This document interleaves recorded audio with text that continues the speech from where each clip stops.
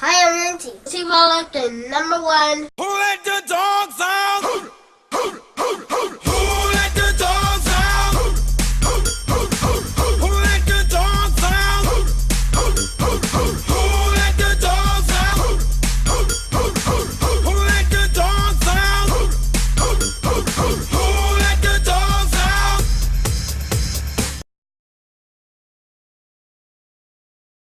Welcome to OC Raw Talk 11, and joining me today is Andy from the Falco K9 Academy. First of all, Andy, thank you so much for being a guest on the show. You're welcome. Well, let's talk a little bit about the K9 Academy here. You've got some amazing stuff going on. Can you tell our viewers what it's all about? Well, we've been training police dogs, detection dogs, and pet dogs for about the last 25 years. And we just recently moved into this facility where we are joined by German Shepherd Rescue of Orange County, Jumpstart, which is up front. We got Pause for the Day, which is a doggy daycare where we're at right now, and then there's a groomer downstairs. So in addition to all those other things we have going on, we're in a facility where it's basically a dog pound. And all the dogs have different jobs that they do that we train here. We have bed bug detection dogs, we have bomb dogs that are going to the Middle East, we have police dogs, we have home protection dogs, we have dogs that are here to be trained by us because they have aggression issues and other things that they don't get along well with others. And so you name it, we probably train it. Well, ladies and gentlemen, you know, one of the most fascinating things, obviously we know that anybody in the military, either man or woman, are tremendous heroes for our country, but Andy works with another type of hero. These dogs are trained to go out and sniff bombs, which save lives. And we're going to take a look at this. I believe we're going to go with, Andy's going to use his trainer, Aldo, who's going to bring us with Goldie. So Andy and I are going to go outside with Goldie, and Andy's actually going to show us how Goldie works and how she sniffs out explosives or the detection of bombs in vehicles. So let's go outside with Andy and take a look at that right now. Well, right now we're training one of our bomb detection dogs, which is going to be going to the Middle East. And you know, the dogs do a wonderful service, obviously, whether it's explosives, narcotics, or bed bugs even, or peanut dogs. Almost every one of these dogs that we train are affecting our life in some form or manner. And obviously with bomb detection dogs, they're keeping people safe and alive. We've trained dogs for Disneyland, we've trained dogs for LAX, and these particular dogs are going to the Middle East. And so Aldo behind us is working with one of the dogs that are in training for explosive detection. Go ahead. So right now over here we have Goldie, which is a yellow lab. The dog's actually from Ireland. And then Aldo Secchi from Argentina, who's now working here with us at Falco K9 Academy. He's a master trainer for our facility out there in Argentina, but actually working out here in Orange County. So on the vehicle, we've hidden explosives. It could be dynamite, it could be TNT. We're one of the few, if not only, the only facility in California that has an ATF license to have actual explosives. And we've hidden explosives on a number of these vehicles. On this vehicle, there's nothing. So we're teaching the dog to clear a vehicle explosives. On the next one over, we actually have explosives. So Aldo right now is going to take this dog who's in training, and we're teaching the dog to learn to sniff the seams and the crevices and the cracks on the vehicles to be able to find the odor that's inside the vehicle.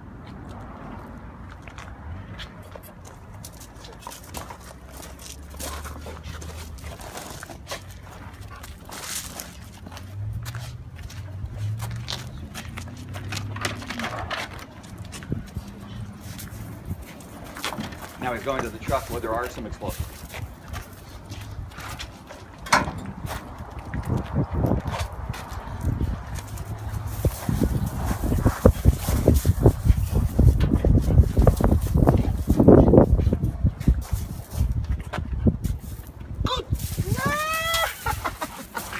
So when the dog has found the explosives, the dog actually sits, and that's the alert that tells us that there's explosives.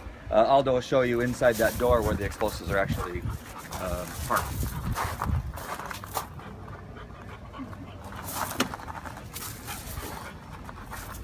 So inside here is RDX det cord. RDX det cord is a high explosive. It doesn't. When they see a cord, people think that there's a spark that kind of follows the thing. This is actually, in its entirety, is an explosive. When this gets triggered, the whole thing just explodes. This will blow off an arm, just this amount of det cord. And so that was hidden in the door, which is not an unusual place for a dog to find explosives, at a door seam, because if this vehicle is full of explosives, say 50 pounds of explosives, where the odor will come out is in the door seam. So it's important to use various vehicles. You don't want to use the same one all the time, or else the dog begins to get, say we were using the F-150, a dog will get really good at searching on an F-150 pickup truck, and if you don't try to train on other vehicles, the dog won't be as skilled. So we're coming over here to a Hyundai where there's more explosives, and again, you don't want to always hide it in the same place. You don't always want to put it in the door, you want to put it in other locations.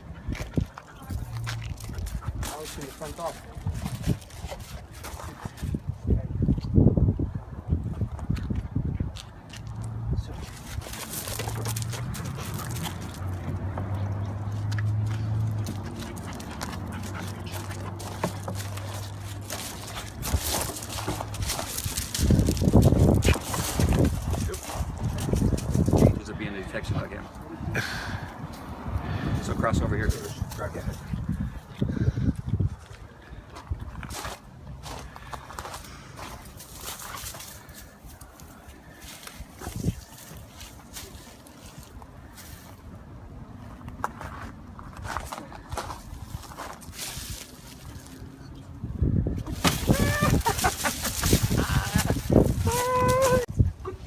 So obviously the most important thing for a dog is that we feed them a diet that is going to enable them to be able to do a job like searching hundreds of vehicles in a day, or thousands of square feet throughout a day.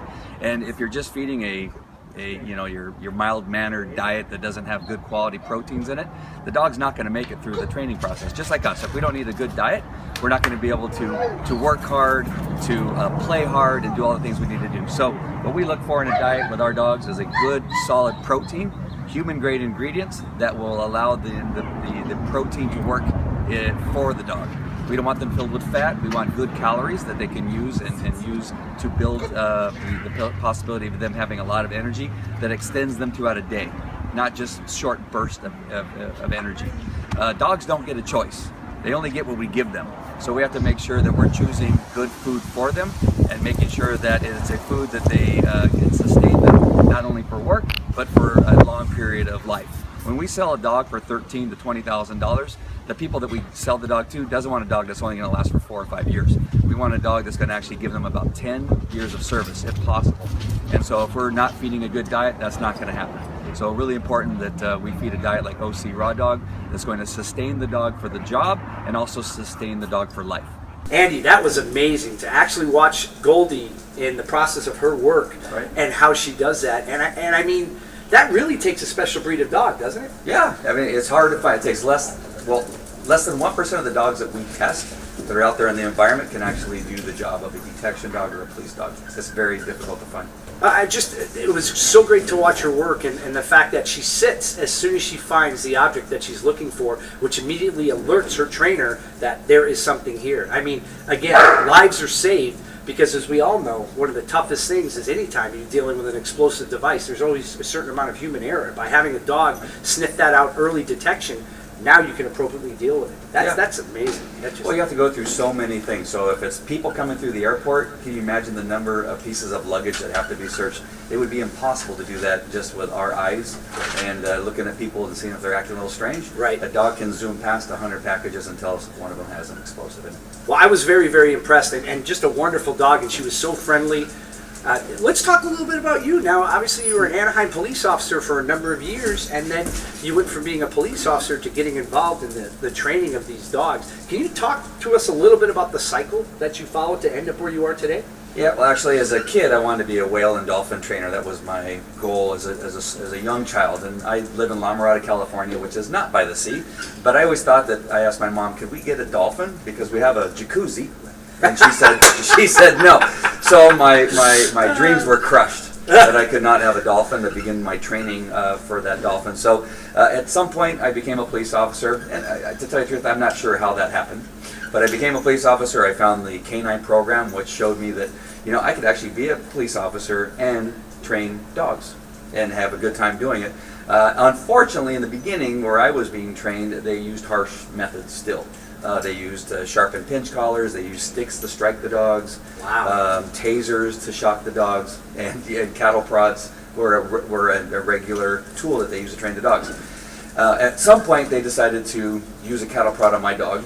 I stopped them immediately and said, you're not going to do that to my dog. I went back to my administration and said, we need to make a change. Right. I was so lucky because it's not easy to make a change in a police department, but they decided to listen to me, and we made the change.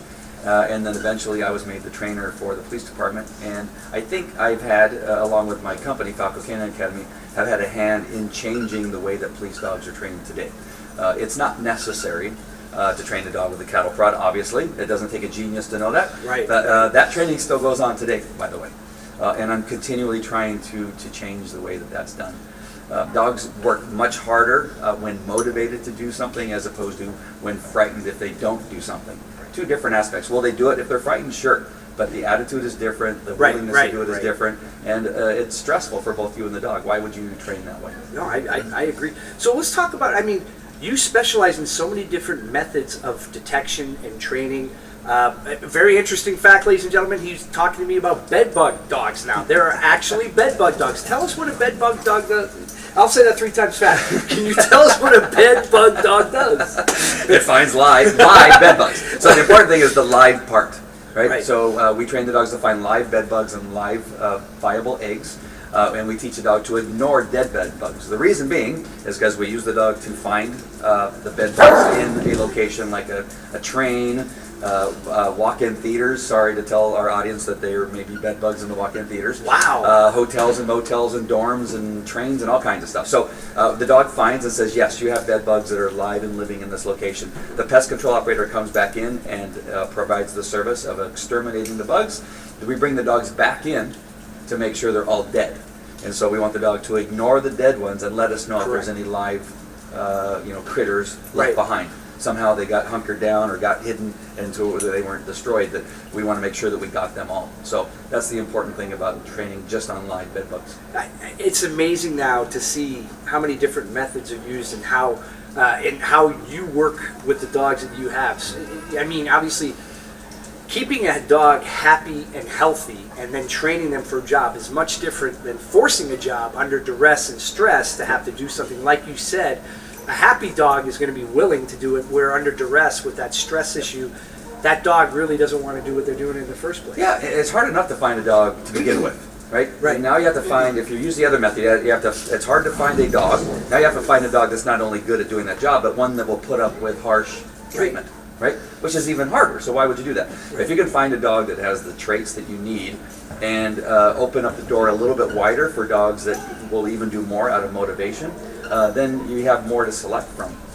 It's hard enough, like I said, to find a dog. I had to go to Ireland to find our detection dog, so I tested 15 dogs in Ireland and came back with 6. And so, and that was after watching videos of the dogs and pictures of the dogs and interviewing the vendors over there. So there's a lot of work that goes into them. So not only do we want to treat them well, we want to feed them well and make sure that they have good quality food. And that's one of the reasons why we love OC Raw Dog. Well, that's what I was going to get to next here. Obviously, you're a big believer in OC Raw Dog and the benefits of a raw dog diet for your dogs. We had the great opportunity to talk a little bit about this outside with Goldie and why you felt it was so important. But again, we truly appreciate your support with OC Raw Dog. And what can we expect from the Falco K9 Academy in the future? What are your future plans? Are you looking to expand? Are you looking to get bigger? What are you looking to do? Well, the biggest thing we have coming up right now are membership sites online. There are people that have been in other states, other countries that say, you know what, you're so far away, we just can't get to you to learn about how you train, what your methods and philosophies are. And there's nobody around us that does the same thing that you do. And so how do we learn from you directly, myself and Aldo Secchi from Argentina? And we have we're going to have 4 membership sites, and they're going to both be in English and Spanish. See, when I learn English, then I'll be able to do that. But they're going to be both in English and Spanish. Right. We're going to teach people how to train their dogs, just for obedience and that kind of stuff. And then we're going to have detection dog training for trainers that want to train their dogs to be bed bug detection dogs and make them more effective. and then we're going to have trainer programs to teach people that want to be trainers Wow. under our method. And all those are going to be membership sites that no matter where you are in the country, as long as you can get on the internet, you'll be able to log in and be part of our membership. It's amazing how technology has made this so easy, where years ago it was so difficult to get involved in this. Now you can watch a video and become very well appraised on a lot of these methods. And I'm so great. One of the great things for me is Andy let me tour his facility here. I mean, it's just everything here. It's phenomenally clean. The dogs are treated so well. I mean, and as you can see behind us, we've got a happy group today. Our reception has got a lot better because of Lincoln, who right over here has just got his ears bobbed, but we get Channel 3 now, so we were pretty excited about that. That's just a great thing. Well, I just really want to thank you, obviously, for your time and being on OC Raw Talk, and we, as a business, appreciate your support with our product. I know you recommend it to a lot of your customers and tell them that this is the way you want to go, and obviously, we really appreciate that. Yeah, we have one customer in particular. She actually backs her truck up to the door, and we load her up with the OC Raw Dog. It's the greatest thing. But people love the dog food, and just want you guys to continue doing what you're doing, and continue to use the great formulation that you guys have for the food, because it works. And that's where I say it again. Toby and Olivia, the owners of this company, a lot of times when you work with a company, you see that people who are in the higher up, the higher hierarchy of a position, don't get involved in the hands-on operation. Both of them are involved in production, labeling, packaging. They do it all. So that's why the product is so good. But I want to thank you so much. I know you've got some big business trips coming up. Yeah, I do. Ladies and gentlemen, our guest has been Andy from the K9 Falco Academy. We hope you enjoy the show this week, OC Raw Talk episode number 11. We'll be back next week. Have a great weekend.